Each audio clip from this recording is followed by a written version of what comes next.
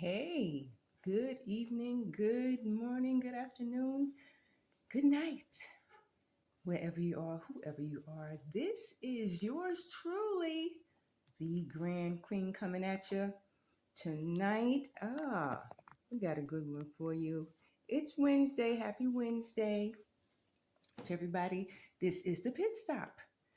And you made it. You made it to another hump day midweek. You made it. Glad to see you tonight. This is yours truly, the Grand Queen, founder and podcast producer of the Just Stop a Show and Mental Health Check-In, our weekly mental health check-in. Yeah, it's been real for a minute, family. You know, but we made it, and glad. And those of you who have tuned in tonight, those of you who are passing through tonight, don't hesitate to subscribe. Go to J Tire, actually YouTube at J Tire One, just us, J Tire One at YouTube. Subscribe and leave us some mental health tips for the week. Leave some mental health tips that will help us get over the hump, help us to get through, some things that maybe we're not aware of. Some of the things that some of the show topics, just, tonight, Wednesday nights is just like, it's like a cool vibe moment. And we just talk about stuff, not randomly. We talk a little bit about things randomly, but it still focuses on your mental health. It is a safe space for you to come and talk about who you are and your mental health journey, where you are in your mental health journey. What are some of the things that you would like to share with us to help us enhance our mental health journey on Wednesday nights? And if you notice that I haven't usually, last year, since the beginning, year before last, we were coming in on Wednesday night like 8 o'clock, 7:30, 8 o'clock. But you know what? Like 9:30, 10, after those hours, that's the most time when you're pretty much relaxed after 10 o'clock. So, we're going to be coming in right about that time. We're going to be coming in hot right about 10, 10, 15, 10:30, the latest. So, we can kind of gather our thoughts and just have a little, good vibe moment. And before you rest for the night and hey, and get up the next day and get back to it again, get to it, get through it, get with it. Before we move on, just a little friendly disclaimer. The information in my videos are not intended or implied to be medical advice. I am not a medical advisory board. We don't have that on board just yet. We will. That's one of our goals, is to have more medical professional interaction with our local community, doctors, hospitals, clinics. That's one of our goals. As a part of our mission to help create more communication between families and across generations, 16 through 26-year-olds. But now, since I got to this rural area, I'm just thinking more in terms of everybody, not just specifically young people, but this, our mental well-being. It has to do with everybody across generations, because households are changing and they consist of across generations, and the things that's happening to them is across generation, and each generation handles mental health differently. And I'm going to share a story with you about that later. But again, my show and the mission is not, I do not, this is not a substitute for medical advice. Always seek medical advice. Seek your medical team for diagnosis and treatment. All the information that is contained is to enhance your mental health journey, to enhance your well-being.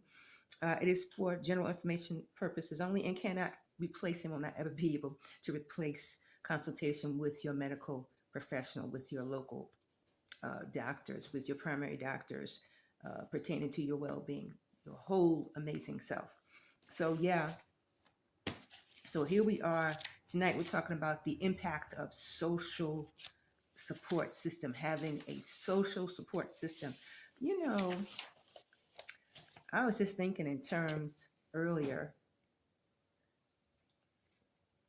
every across each generation, they have a different variation of social support, um, depending on what era you come, you what era you were born in, millennials, boomers, zoomers, um, new thinkers. Uh, there's other uh, age groups and other sort. We talked about that several times. Um, but whatever age group you're in, 20-year-olds, things like that. There's specific age groups and things like that. So what I'm saying is our social skills and our social support is different. And many of my peers are always talking about, back in the day, young people used to do this, and young people nowadays they don't do this, that, and the third. Um, well, why should they? When this is a whole different era that we are all living in, and we all um, engage differently. But we have to learn how to, you know, come together to collaborate and figure out how to be more social, figure out how to enhance our social selves so we can be able to take better care of ourselves, so we can better communicate among each other better. Because sometimes, the messages could be misinterpreted, um, because between technology and texting and also language skills and writing, it's a whole different game. And many people do not engage in the writing skills and language skills. They don't associate because it's like they have tunnel vision. They're always on technology or AI, which sort of like it dumbs down your language self, your creative self, your ability to just write a sentence, your ability to write and articulate. I'm just saying, it's really a breakdown. It's really it's crazy how it affects our social self. So tonight we're just talking about the impact on social support system. Research published in the Journal of Community Psychology shows that strong social support is linked to better mental health outcomes. In what have we been talking about? Black history, right? Black history making new history. We're talking about the strong social support is linked to better mental health in the Black community. Now, across generation, there is a significant difference across generations and across cultures. Um, so, we want to just stay on topic as far as like general information, but whoever this information reaches, wherever it falls, as my previous producer used to say, whoever reaches, wherever it falls. Trayvon, holla. So social support systems are crucial for mental health and physical well-being. They provide emotional, informational, practical assistance, which can help people cope with stress, improve self-esteem, and foster a sense of belonging. Each generation has their own sense of direction with that. For example, during my era as a younger person, my social support system was my grandparents and my church, because I grew up as a PK kid. I was a PK kid. And so were my children and my brothers and my sisters. So like our social support system was, again, our grandparents, our mom, and our church family. And as things evolved, as our social skills evolved and people began to be more sociable, and more issues started, social issues, human rights issues, and things started developing in church, among the body of people and the community, things started changing as far as the social support system started changing, meaning we started to reach out as we all grew older. We started to reach out to our local communities for support. However, the core social support was the church. Whatever problems we had, and our grandparents, whatever problems we had, it was like the round, excuse me, it was like the round table. They would come together. You had a big issue. Your grandparents, your parents, everybody would come together, sit down, and talk about these things. Um, Things had to do with community and church. They would have a business meeting about it, and things like that. And in other words, it was a different kind of collective effort that was made. Then, as things evolved, and in comes millennials and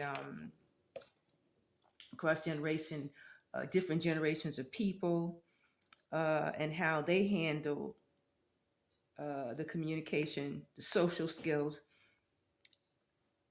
Well, they handle social skills differently because social, I have to say, the social support system changed because issues grew more intense. There were much more issues to be aware of during for millennials and forward, compared to the social issues that I had to deal with. What I had to deal with was nothing compared to what our younger people have to deal with. I don't even know if I would feel like uh, a human, so to speak, if I had to deal with some of the things that our young people have to deal with as a young adult, as a young person, just as a middle schooler, like a 10, 12-year-old. There's so many things that they have to be aware of, and parents have to be aware of. So these things are can affect your mental health outcome, and again, it's directly in the Black community. And since this is Black History Month, and it's forthgoing, I mean, we're always making new history. Um, you know, like what do we do for the multiple groups of the demographics for the multiple groups of generations, such as, again, I talked about millennials before. Well, you've got traditional people like myself, baby boomers, builders, which is like people who were born uh, in the um, in the 40s. You've got baby boomers born in the 50s, Gen X born in the 60s, um, and then you've got again, that's Generation X, millennials, and Generation Y, and of the sort, and so forth. So, but each one has a different social support system, and I believe that. Well, first of all, there's 7 generations. I mentioned Generation Z or iGen, and Generation Alpha, the Alpha generation, the Beta generation, which is 2025 to 2039. And that's some new jack right there. I didn't know about Generation Beta. That's some new stuff. So clearly, their social support system is going to be mad different. Born this year, moving forward to 2039. I don't know what the social support system is going to be like for them to be able to communicate and live and take care of their mental well-being. I don't know, but here we are. What's crucial is that we've got to provide the social support system must provide emotional information and practical assistance. Valid information. To mental health support systems, to strong mental health support systems as they evolve from age and grade.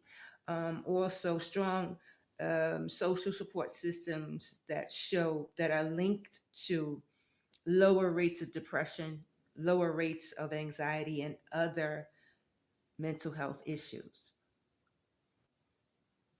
Like I said, also rural settings versus urban, it's all different. Urban is fast paced.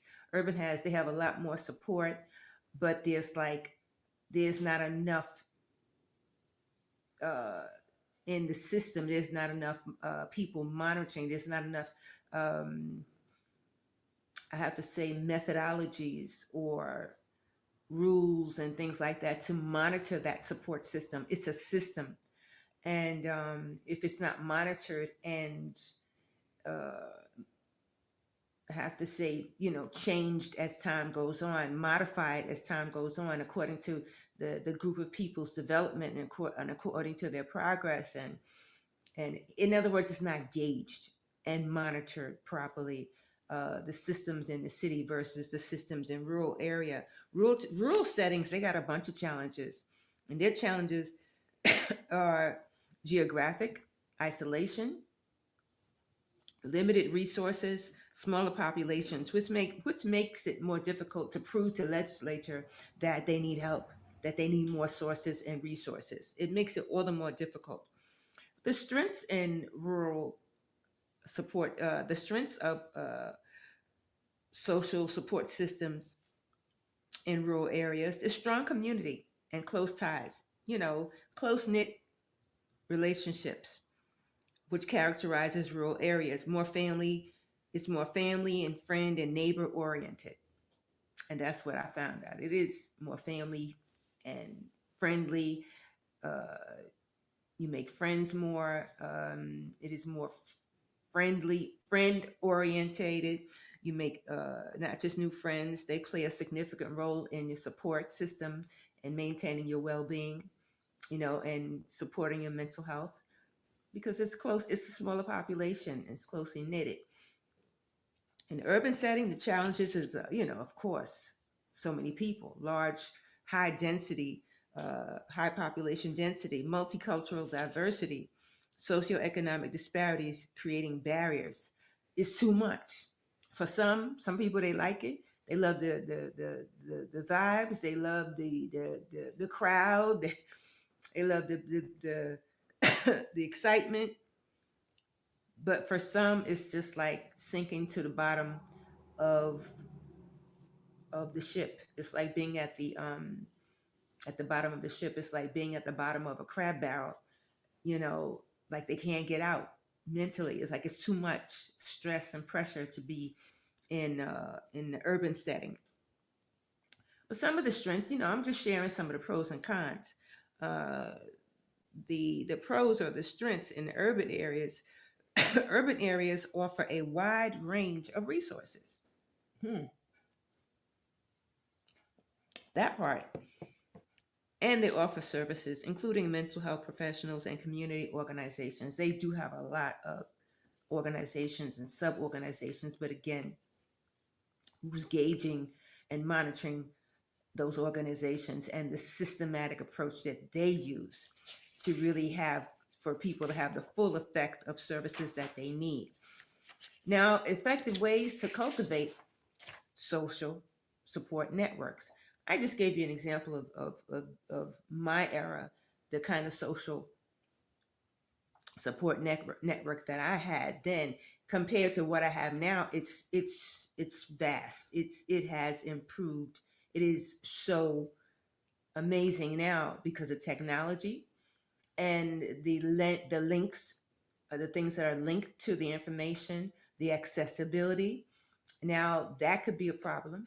Accessibility, not having accessibility to the information, such as not having a computer, not having a car, not having the proper transportation to get from one place to the other. That's the perks of living in a city, what they call sanctuary cities or 5-minute cities, 15-minute cities, meaning transportation, food, shelter, everything is within 15-minute reach, travel time. 15 to 30 minutes the most. That's why they're called sanctuary cities. So that's one of the ways that our generations, millennials, Generation Z, and alphas, that's how they cope with their mental health. But it's not enough. It may not be enough social support. They need somebody to talk. We all need somebody to talk with. We all need somebody to talk with, not somebody talking at us, not somebody talking so much to us, but talking with us, communicating with our spirit, our mind, our heart, seeing us as the other valuable person in the room together with another valuable person. No, it's about value, being able to value one another. And when you're not valued, you just feel like invisible, especially when you're dealing with somebody who may have mental health problems, somebody who may be passing through mental health issues, and that person hasn't acknowledged that something is wrong. um, you're pretty invisible to that person, but you've got to learn how to deal with it and get some support, get some social support on that issue. If not, it's going to be out of control, and then you won't see yourself for who you really are. You will be stumbling in the dark, and it'll just be crazy. Your life will be mayhem. So, like, you need organizations and groups to help you with your social self. Religious groups, community groups, they provide a sense of belonging and support. They're supposed to. Maybe not all of them, but all of them are not, you know, crooked letter S, you know. But there are some who are endeavoring to bring wholeness to your life, who are really working at it. They're not worried about um, the sideshow. They're not concerned about, I don't know. Some of these organizations, they're like a sideshow in my mind. They just sideline and step across the issue and they sweep it under the rug for the next leader, the next person in position to handle. And that's what makes the system broke. That's what makes the system operate as a broken system, when technically we as a people, we are supposed to be able to understand the system and get through the system. Everything has a system. Everything has a systematic approach. The thing is, with people of color, Black people, it's so many barriers that were created in the system to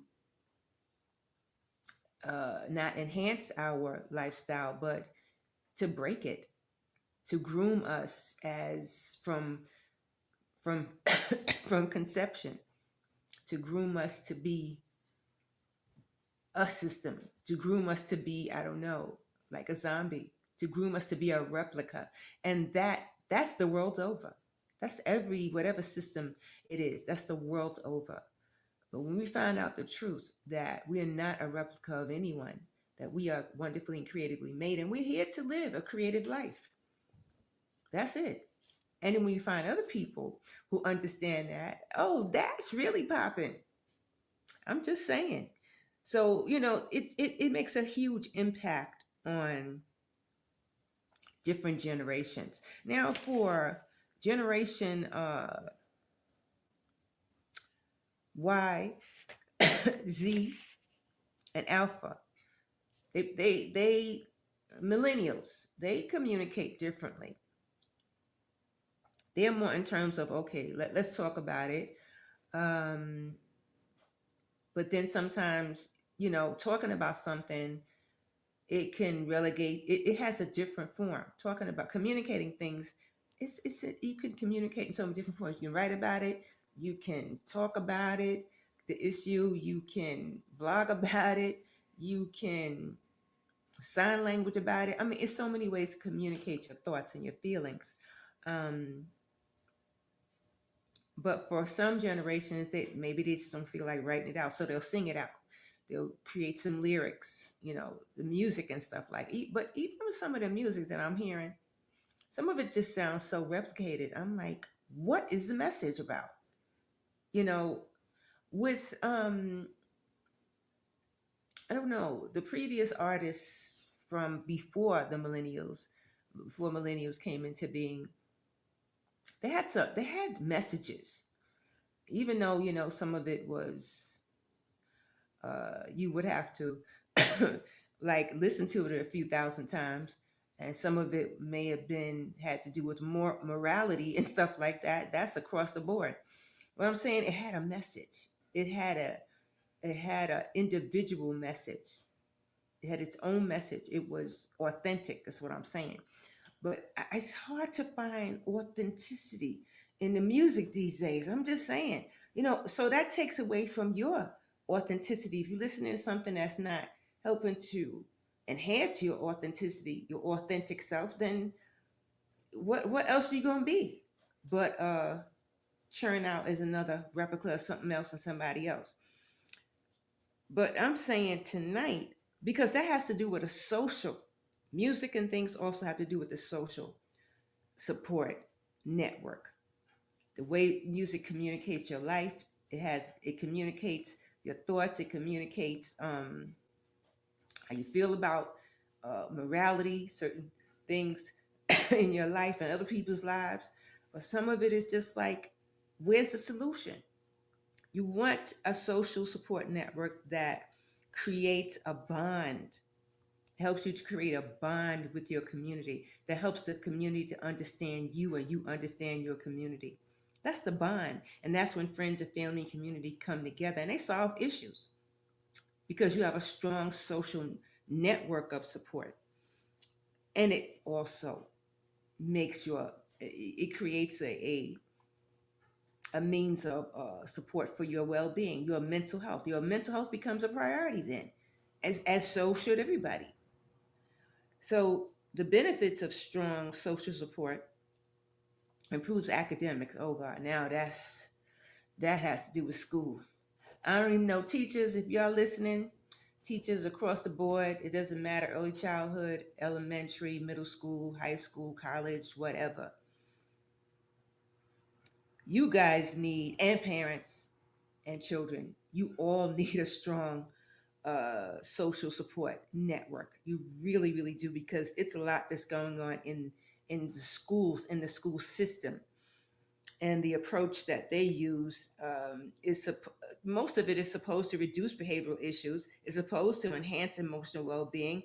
That's the benefits of, that's supposed to be the ongoing benefit of education. However, it doesn't. I don't know. I don't know. Somebody holler at me and tell me what are the pros and cons if it's better across generations compared to generation alphas compared to generation Y, and also millennials Z. Give me some feedback. Go to JTire One on at YouTube, just us, JTire One, JTire Form One, and share some social support. Share the difference between how you are, how what your social support system is. I would like to know. Whatever your age is, whatever your group is, what do you do for social support? Who do you communicate with? What are some of the challenges that youth face in the Black community? What are some of the unique stressors, including racial discrimination and socioeconomic disparities? I mean, now we're not talking about being poor. We're talking about poor thinkers. Poverty is created from poor thinking. So technically, the truth, logically, in my mind, there really is no such thing as rich and poor. We're all rich in attributes, rich in wisdom, rich in understanding, and we know how to manifest the right things at the right time. It's just, if you don't have enough social support, if you don't have enough mental health support, if you're not with the right people to collaborate, then it takes longer, and it's a huge struggle. Just share some stuff with me. Share some stuff at JTire Forum 1 at YouTube, and also go to Just Stop It MS, which is Just Stop It Mind Shift. Again, Just Stop It MS.com. Just stop it. MS, M is in mom, S is in Sam. Just stop it. MS.com and share your thoughts on strengthening social support networks from your particular age group, from your particular understanding. And what are some of the unique stressors, including racial discrimination, that you encounter? It's real. No matter what you are, no matter what race you are, we all experience racial discrimination. How do you handle it? What are some of this? What's the social support network that you use to handle that issue? And give an example. Please share, as we're about sharing and getting more understanding and using valid knowledge. This is why we're here. We are here to just stop the mayhem, just stop the misinterpretation, just stop the misinformation that holds you back. Stop the stressors, the labeling. Stop the stigmas that hold you back. Stop labeling yourself and become this whole amazing being.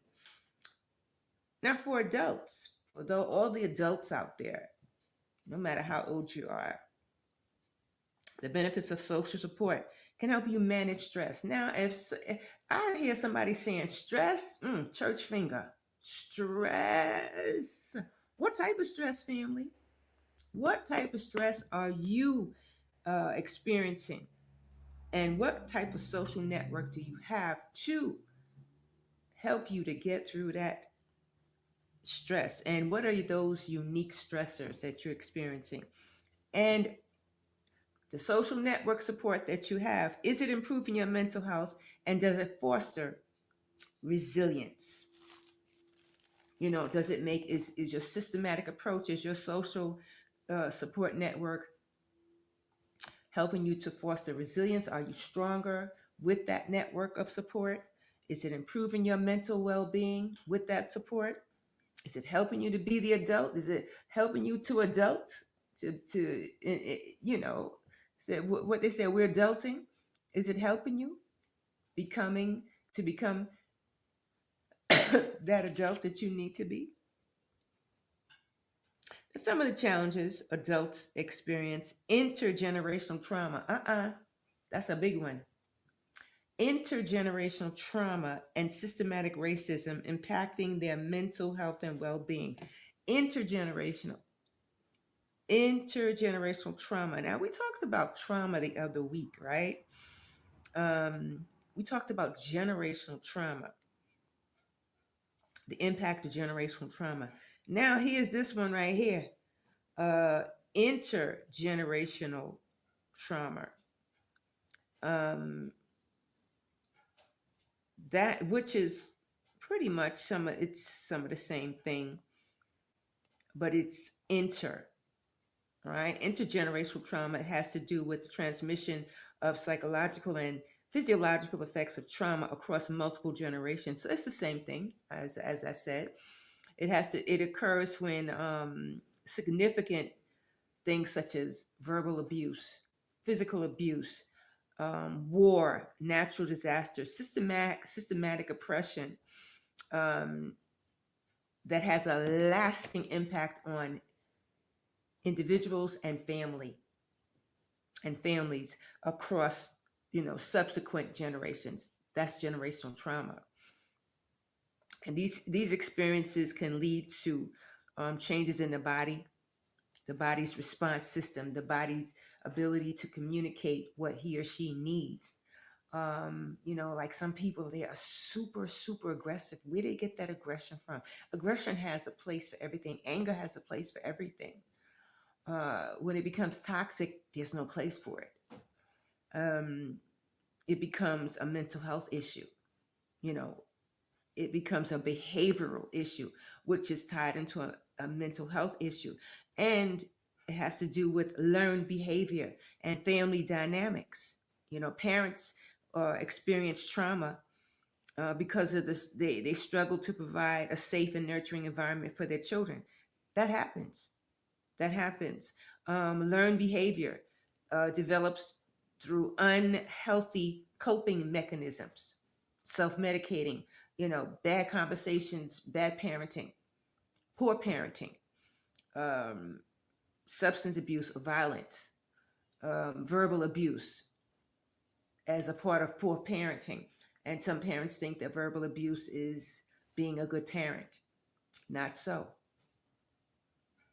Social factors, discrimination, poverty, poor thinking, again, and other social inequalities can really affect intergenerational or generational trauma. So, here we are now for elders. Yeah, I haven't talked a lot, which I really need to talk more about how it affects the aged population. We're going to get into that. The benefits of social support helps to reduce isolation and physical health, improve physical health, and enhance quality of life among the aged population.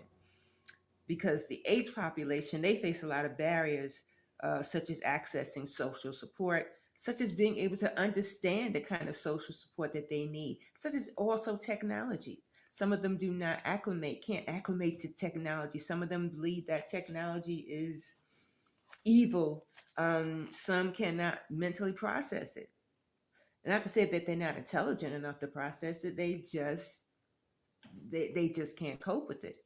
And then you have some who have mobility issues and limited resources, whereas they cannot obtain technology. They do not have the sources to obtain the kind of technology that they need to communicate their needs and to link with the community to help them to enhance their social selves. So yeah, tonight is about understanding the importance of social systems and how they function differently in rural versus urban. So back to the aged community. I talk a lot about what needs to be done among our younger population, our younger people, and families. Now we have intergenerational. We have different household compositions now with the age. The age is very much is more a part of every family household these days because the elderly population, their needs are changing. Technology is growing, but they are not growing with it.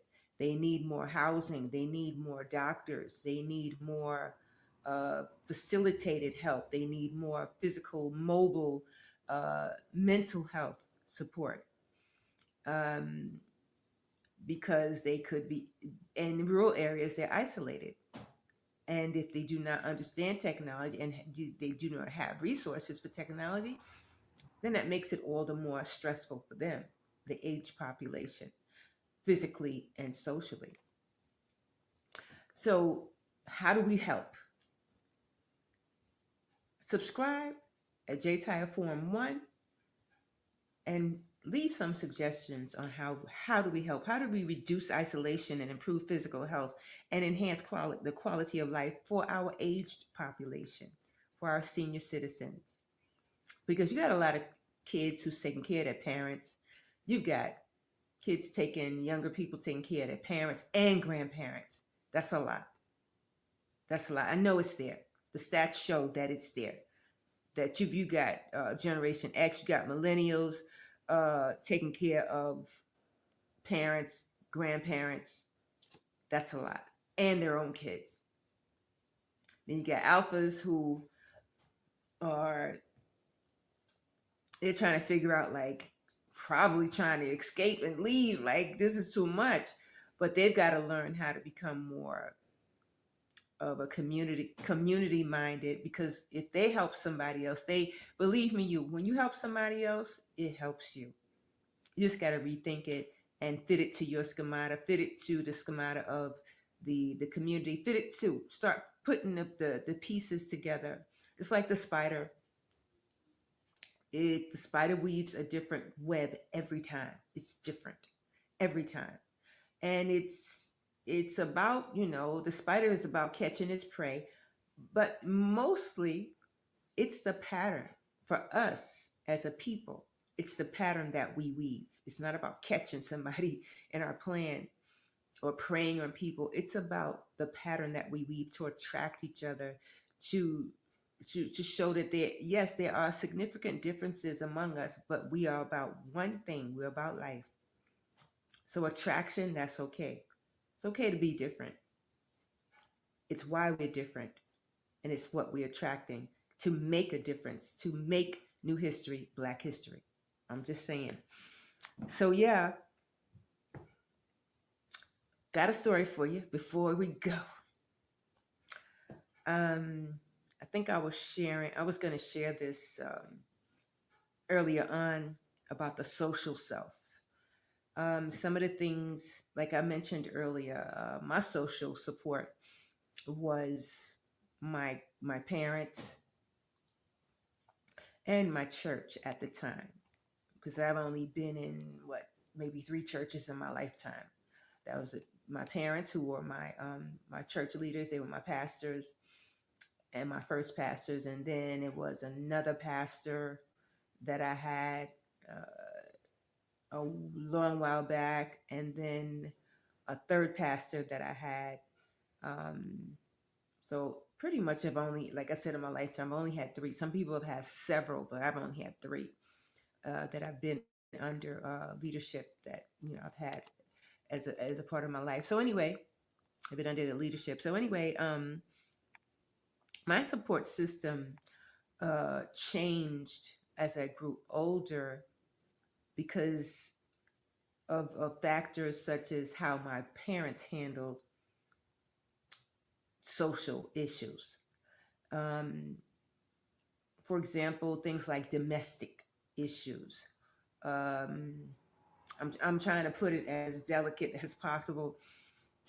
Things that had to do with, like, for example, marriage, relationship, should I say? Because the Bible says, the older women, the older people are supposed to teach. The older women are supposed to teach the younger women how to have a good relationship. I'm just paraphrasing. So, we were taught by my parents, how to have like a good relationship, but there were certain things that that were never pinpointed in depth, as far as like romance, as far as like sexual activity, things like that. Those things were never pinpointed. Those things we had to learn on our own. And, but what I did witness was their relationships with the community was phenomenal. It was astounding. And some of the things that they took as women in their own relationship, I don't know if I would have taken that. I don't know. It would have just made like a huge impact on me, on my mental well-being.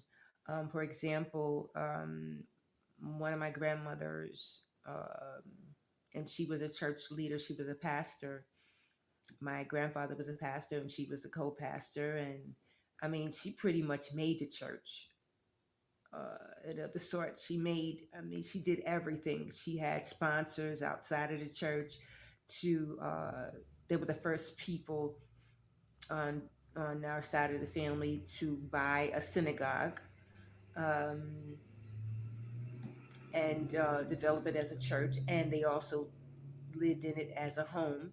So it was like, it was a business and their home, which I thought was phenomenal, which also enhanced other community. Their relationship among the community was well known.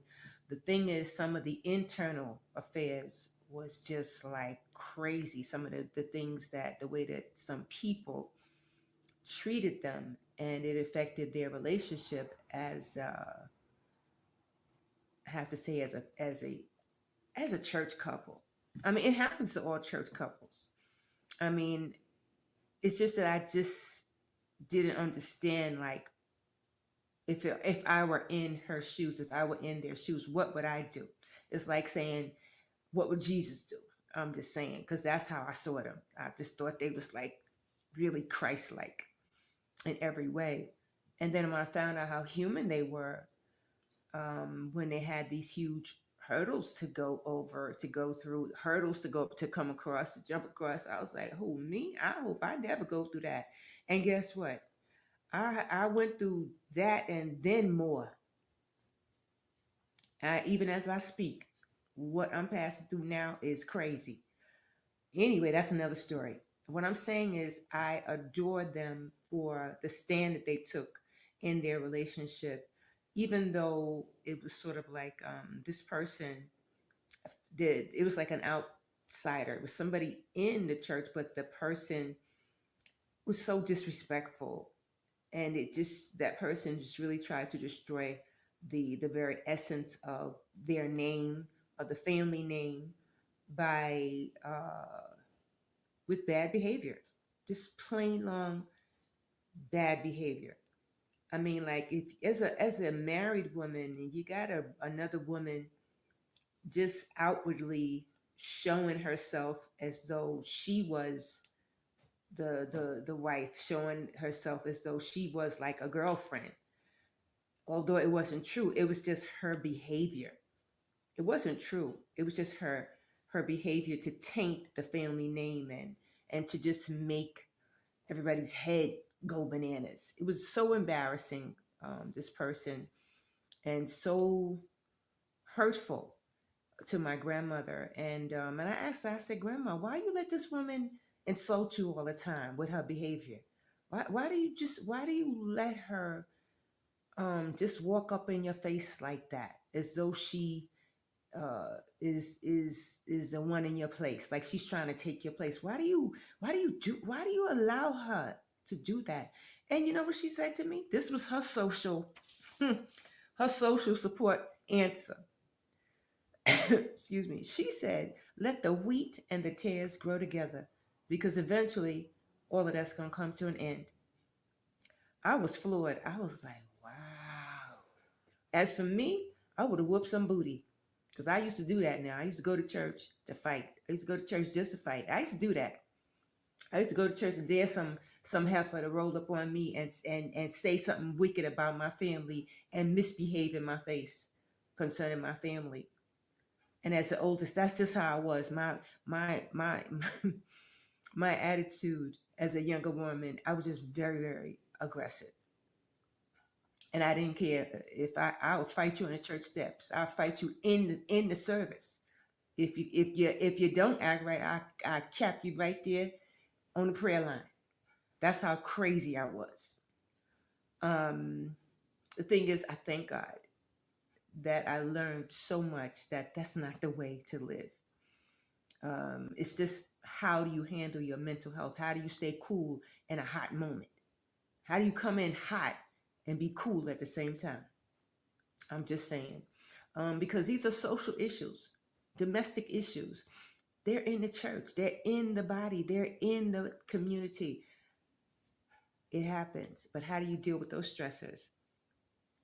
Because it can affect the quality of life and your mental health. So, but we're talking about strengthening, changing how things evolve. We evolve as individuals, we evolve and we change and we mature and we make great things happen. We manifest good things, and we can also manifest bad too. What's your choice? Good or bad? Sometimes it's a mixture: good, bad, ugly, and nasty. The truth is, when you find out the real truth, take your time to find out the truth. Don't worry about the church organizations, don't worry about the community, but take your time and delve into the truth and match those pieces. You know, it's okay. You're going to have a different web every time. You're going to have a different web of information, a different web and sources of information. When you put it together, it's going to point to the truth, and you'll be fine. You won't be confused about anything, because you need social networks to live an enhanced quality type of life. This is the pit stop coming at you tonight with yours truly, the Grand Queen. For those of you watching tonight, shout out to my kings and queens of Yonkers, my kings and queens of the Boogie Down Bronx, Brooklyn, Manhattan, New York City, Ulster County, Sullivan County, Orange County, Middletown, which is Orange County. Yeah, you know, we digging deep. We're digging deep. We're doing a deep dive into 2025, because we want to be good at what we what we do. We want to get better at what we do. We want to reach our local and global communities so we can just be better together. It's better together. It's really better together, the right way, the right way, right? So, Black History, making new history. Don't forget that we're coming in hot on March 1st, which I believe is next. Is this March 1st? Is it Sunday already or Saturday? When is March 1st? Let me see. You know, it's like February just got here.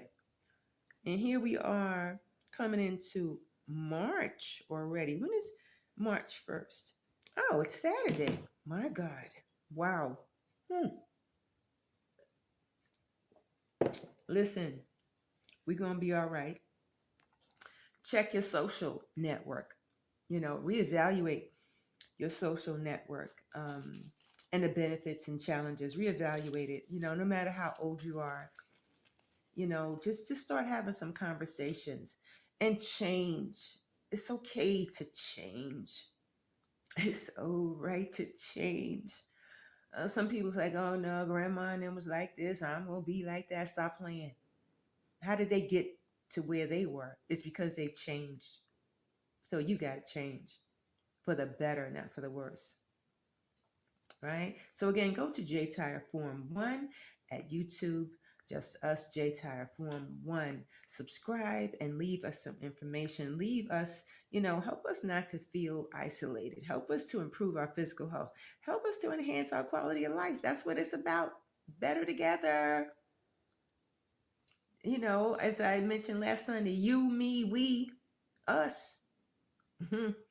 That's what it's about, right? So listen, I'll see you again next Wednesday, and we'll be back at the Just Stop It show on the following Sunday. I believe, to be announced, because we got a couple of great things coming up in the month of March. You've got Daylight Savings Time is coming up, and St. Patrick's Day is coming up, and it's a bunch. Spring is coming. And what is the first day of spring? The first day of spring is when? I think the first day of spring is it the 21st? I think the first day of spring. When is the first day of spring? I love spring.